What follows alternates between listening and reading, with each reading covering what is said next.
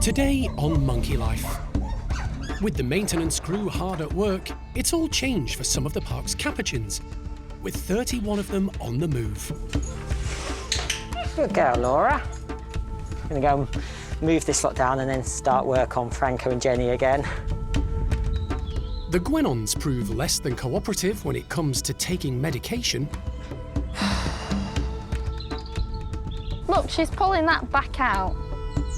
And a frustrating puzzle for Gibbons, Kitty and Paul.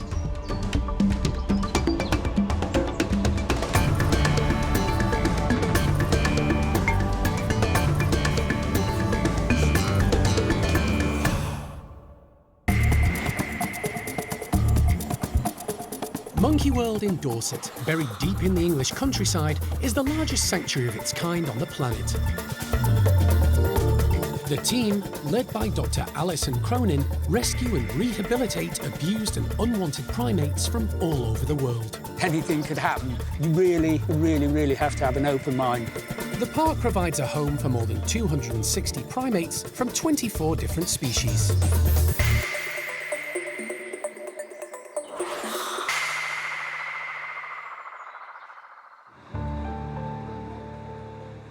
The forest enclosure at the Capuchin Lodge has fallen victim to the weather.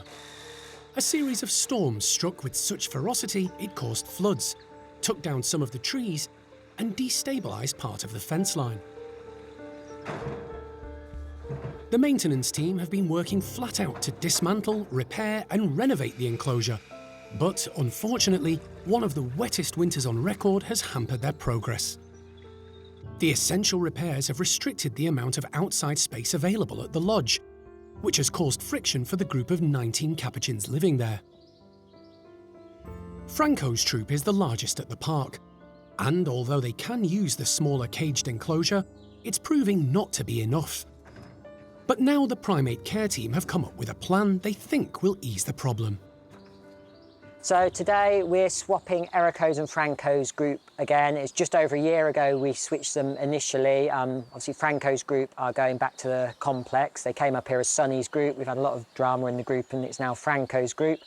And then Sonny will be coming back up here with now part of Erico's group who are returning to their old home back at the lodge.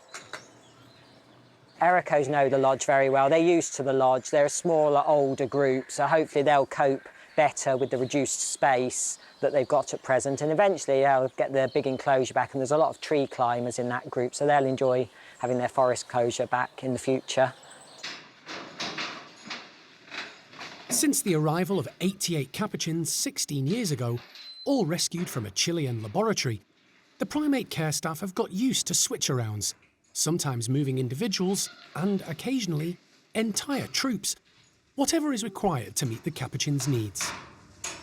They are all trained to sort of come into the crate for a ward. It's usually part of their routine. Obviously, some individuals are more nervous than others. Some, like Franco, should come straight in, but the likes of Lizzie and Dot are sometimes a little bit wary, so we'll just have to see how they all react to it today. Capuchins are very inquisitive, so there's lots of interest in what's going on. And the regular training, along with Toby's patience, are paying off. Good girl, Laura. These monkeys lived in small cages at the laboratory before being rescued. So the primate care staff want to box and move them as quickly as possible to keep stress to a minimum.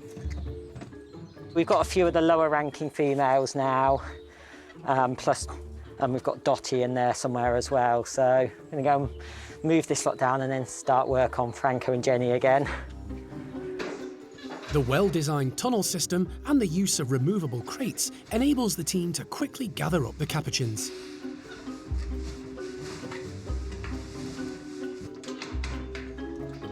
They're crated in pairs or small groups, and then whisked down to the Capuchin Complex where they're let into a temporary bedroom.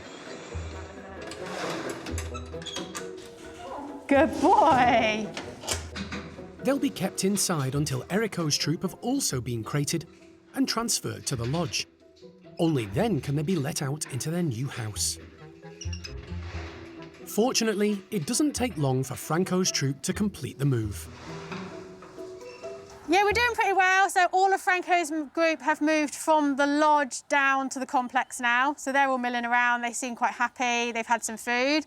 So we've now started moving Erico's group from the complex up to the lodge. We've got a few of them already. So yeah, we're getting there slowly.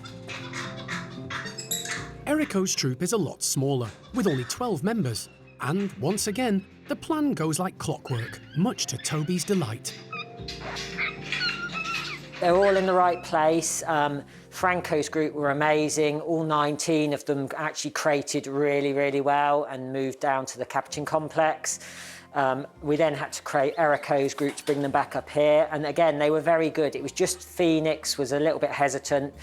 Took a while to go in a crate, but once she got up here and joined the rest of them, they've settled back into the lodge like they've never been away, really. Erico's troop spent nearly 10 years living at the lodge. They know the building and the setup well, and it seems to suit them. The primate care staff hope the extra space will help reduce the tension in Franco's troop, and the change of environment will keep them busy and occupied.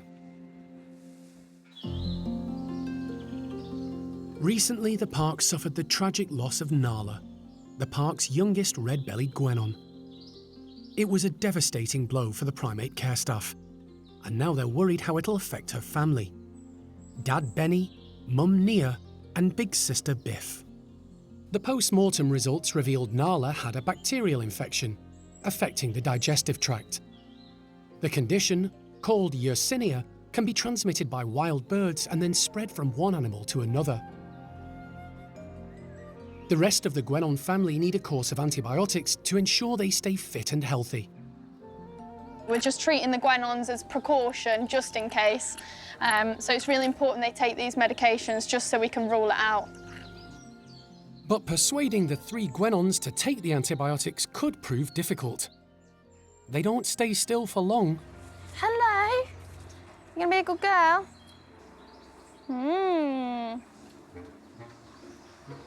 Biffs? Biffster, what's this? Unlike many of the primates at the park, the guenons aren't always willing to accept things by hand. She's just dropped it. Mum and Dad were stolen from the wild, and the family don't interact often with the staff. Nia wants some. Elle is disguising the tablets in high-value food treats. I'm gonna soak it in orange juice. Oh, come on then, Nia. But the guenons are on to Elle's attempted deception. She's going to have to up the value of the reward. And when Nia does take one in a piece of malt loaf, she stores it in a cheek pouch. Look, she's pulling that back out. In the wild, guenons store food in their cheek pouches to collect as much as possible before others in the group take it. And this family is no different. They've become a lot more wary of us. It doesn't help that also they've got these huge cheek pouches, so if there's anything we do find that they like food item-wise, they just tend to cheek pouch it, and then an hour later they pull it back out. So it's making it extremely difficult for some medications that we really need to get into them. Dad Benny is less reluctant, demonstrating to the rest of the family how it's done. Oh, Benny's a good boy, because he's had all of his. New guenons. How about a bit of lemon curd?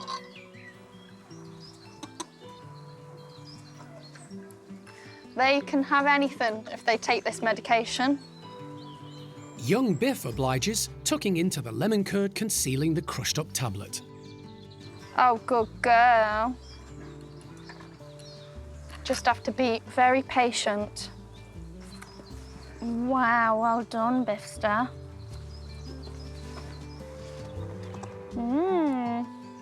Mum Nia is still having none of it. Surely that's nice. But the team have an alternative at the ready. Yeah, the guenons aren't great. We're taking the tablets. Okay, I'll go get that for you now. The antibiotic also comes in liquid form, which Elle can disguise in juice. It's looking promising. Oh, yummy! That's it. Oh, nice. Mum Nia still isn't entirely convinced. We've just got to take what we've got. So Biffy's had around 80%. Benny's brilliant, he's had 100%. Nia's had around 50%. Ideally, we want 100%, but if we just keep carrying on bothering her, she might never come back again for the lunchtime dose or the afternoon dose, so I'm admitting defeat. The team decide to leave the 3 guenons in peace for now. It's important they all take the medication, so the staff will try again later in the day.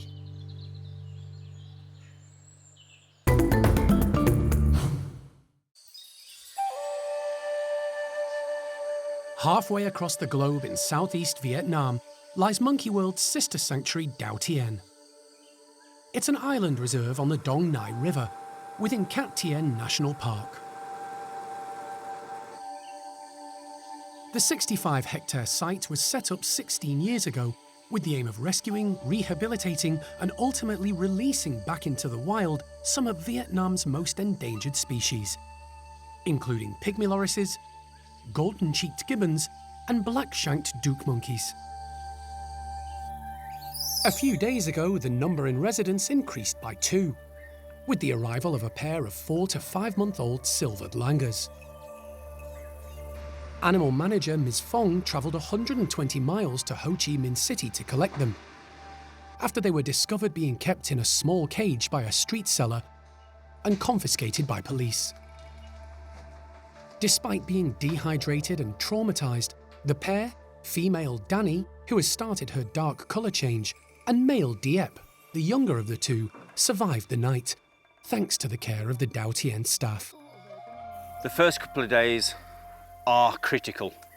Generally, the primates turn up and they're actually in shock because they're fed the wrong diet, they've been snatched from their parents and they're sat in small cages on the streets, noise, pollution, people everywhere, very stressful conditions, and the body goes into shock. The 2 silvered langurs, whose mothers were probably killed for bushmeat, are being bottle-fed with an infant milk formula.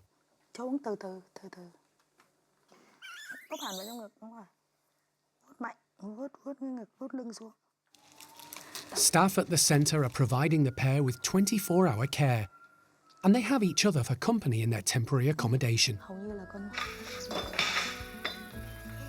Their arrival highlights the need for the brand new facility currently being erected on the island to cater for the ever-increasing numbers being rescued. Lee is there to oversee its completion. Until it's ready, many of the primates already going through rehabilitation are living in the larger outdoor caged areas. Danny and Diep are taken to meet some of them, in the hope they can become instrumental in supporting the 2 youngsters. Generally what we'll do, as we have done, we'll bring them over to the species we already have here so they get that interaction straight away. It's part of their rehabilitation, it's part of their transition, and it's to make sure that they don't get imprinted by humans. They're a primate, they need to be seen and interact with their own species. You know, we can do everything possible for them, but if we do it and we do it all, they'll never be releasable. They'll just like people too much. They have to become a primate. It's a short visit.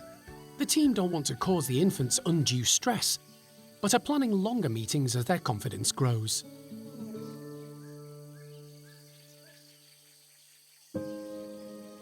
But overnight, tragedy strikes. Female Danny, the weaker of the 2, goes into shock and dies. When she got here, she was very malnutritioned. She was really skinny. Although she looked okay, it was inevitable that over the 2 or 3 days, she lost condition. We spoke to our international zoo vets back in the UK, and we did everything possible for her. But unfortunately, it was too late. It's also a close call for Dieppe. We nearly lost him, but thankfully, with our vets, we pulled him back. He's now started to gain weight. He's now spending more time with our other silvered langurs, which is vital to his rehabilitation. But we've got to keep our fingers crossed. We're not out of the woods yet. We've got a long way to go to get this little boy where he should be. The circumstances surrounding Danny and Dieppe's arrival are all too familiar. Just last year, Qui, a 7-month-old black-shanked Duke monkey, arrived at the centre, a timid and shy youngster in need of serious help. However, fast forward 12 months and his rehabilitation is almost complete.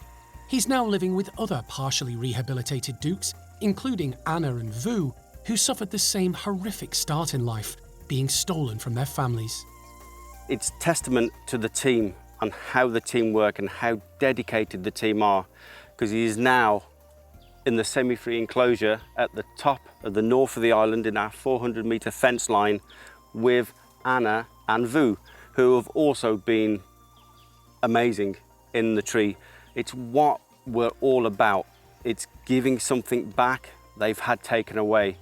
The end result is what we have here today. So fingers crossed they continue to do well, and then hopefully when the time comes we can release actually onto Daen with the family of 11 Dukes that we already have here. Lee is hoping Dieppe's future will follow the same path as Qui's. You want a bit of breakfast? There you go. With the infant getting stronger day by day, his future is starting to look a lot more positive.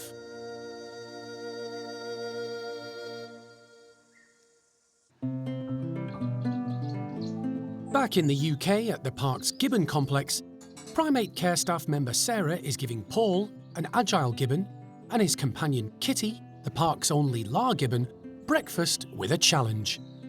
We've got some dried raisins, apricots, figs, and some cashew nuts, something that they don't have very often, so this will be a really, really nice treat for them. We're putting them in these suspended feeders, and these things are really great because they're suspended on this rope off the ground, which is where gibbons live. They are movable so that the gibbons can maneuver them like that, so all the treats should sort of fall out of the holes. I'll pop a little bit of peanut butter around the holes just to an extra enticement, and hopefully it's going to keep them occupied for hours. Gibbons aren't known for their problem-solving skills, so getting the balance right is essential. Too hard and the pair may boycott the puzzle altogether. Too easy and it could all be over in a flash.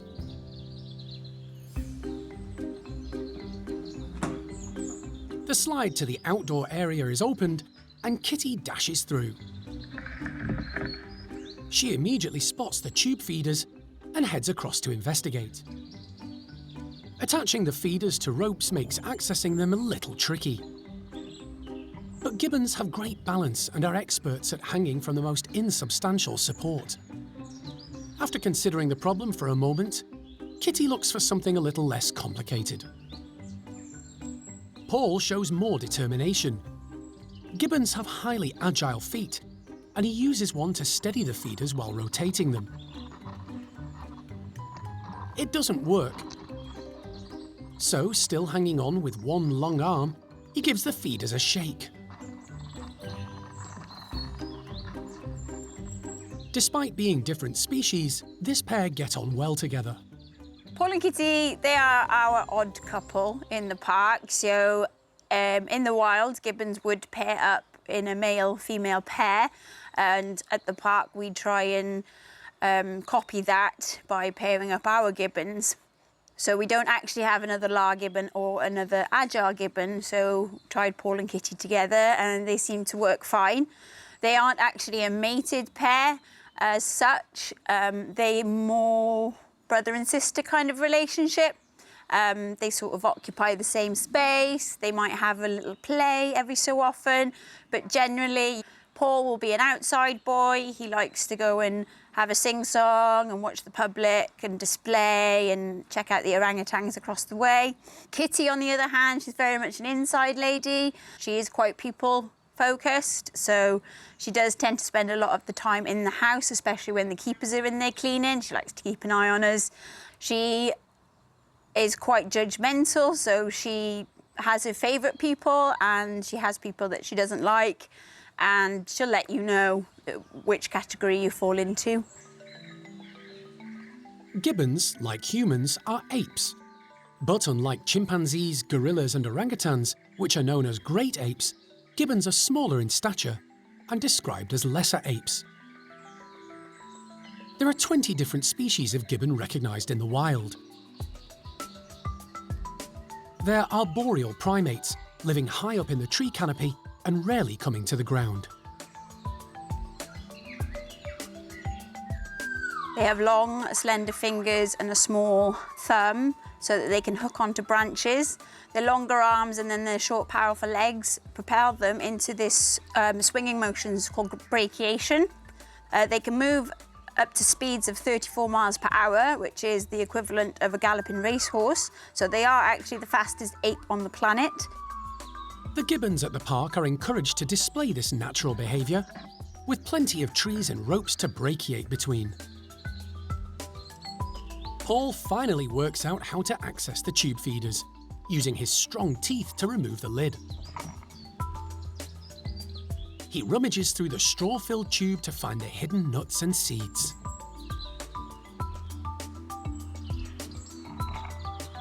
Gibbons may not be the best problem solvers, but today's challenge was pitched just right for Paul and Kitty, and they used their long fingers to reach the food treats inside. They've also had a good workout, using their brains and strength to earn their breakfast.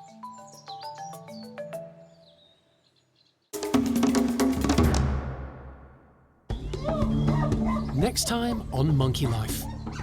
Stump-tailed macaque Toto has a vet check after primate care staff see signs of stress in his behaviour, and it looks like a dental problem could be the cause. So I think that one and that one have got to come out. And breakfast is all boxed up, but the clever Capuchins swing straight into action.